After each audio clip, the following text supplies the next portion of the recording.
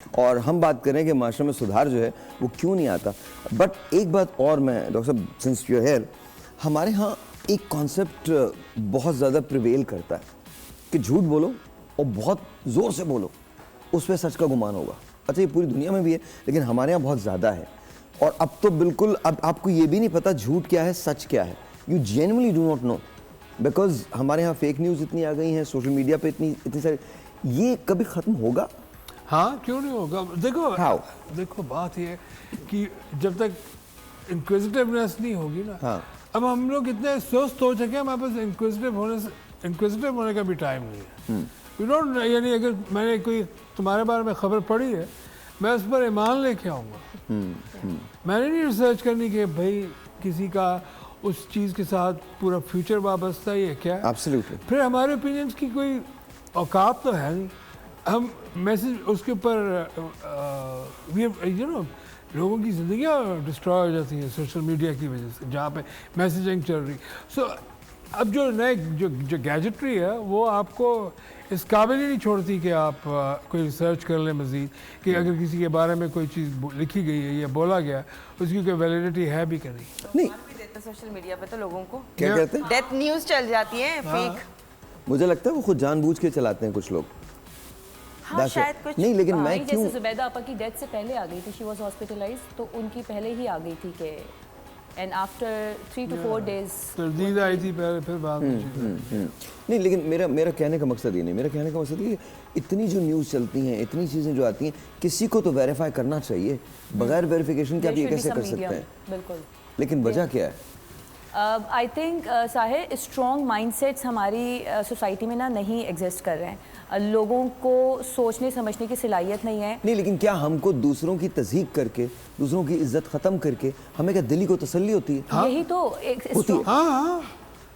Let's be honest, there is no explanation. اگر میں if I'm going to insult you، اس کا مطلب ہے کہ میرے ساتھ کوئی مینٹل ایشو ہے، وہ بات کی کہانی ہے. اگر میں نے تمہیں کیا تو وہ جو مینٹل ایشو کی وجہ سے مجھے جو تسکین میری ہو سکتی ہے، میرے ابا نے مارا، میں اس کا بدلہ تم سے 10-20 سال بعد لیا. So that's very common. اور کبھی کبھی آپ یہ ہوتا ہے کہ ہم اکثر جو بیہیویئر ہوتے ہیں آپ فیڈ کر رہے ہوتے ہیں اگلے کے ریئیکشن پہ. کئی ایسے کیسز ہوتے ہیں کہ وہ پرووک کرتے ہیں آپ کو اور آپ کا ریئیکشن آتا ہے اور اس ریئیکشن پہ وہ لوگ فیڈ کرتے ہیں.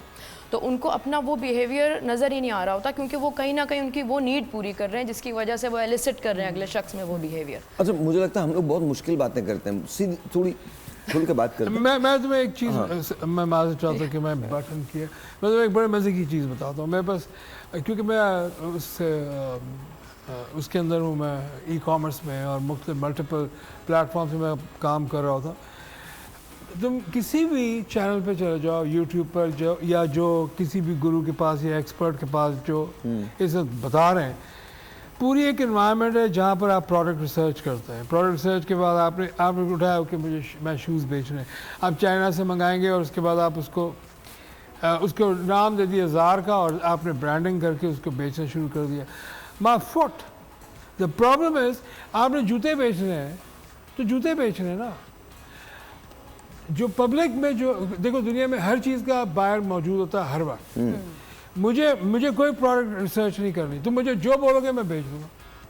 کیونکہ don't worry about market segmentation, تو مارکیٹ فلانی ہے، مارکیٹ مجھ سے زیادہ نہیں جانتا کہ میں اکانومسٹ بھی ہوں اور آئی ایم ناٹ دا گرو، میں I am a professional student. تو میں نے کہا یار یہ کون سی نہیں، بلکہ میں I was just yesterday talking to somebody seeing یار میں نے مارکیٹنگ پڑھی، مجھے لگتا ہے میں کوئی اسٹوپڈ آدمی جس کا آج کی مجھے ٹرمینالوجی نہیں پتا آج کی. ہاں بیکار کی بات ہے، بہت چیزوں کو بہت مشکل کر دیا جاتا ہے. I'm not saying not to be professional، لیکن what I'm saying is listen, visualize and just act. That's it. Finance business بڑی آسان چیز ہے.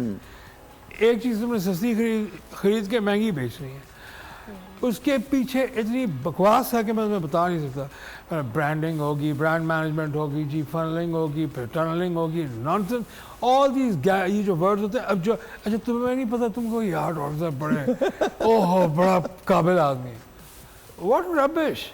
سیدھا بھائی سستا خریدو مہنگا بیچو. اب بیچتے تو جوتے ہیں. دیکھیے مجھے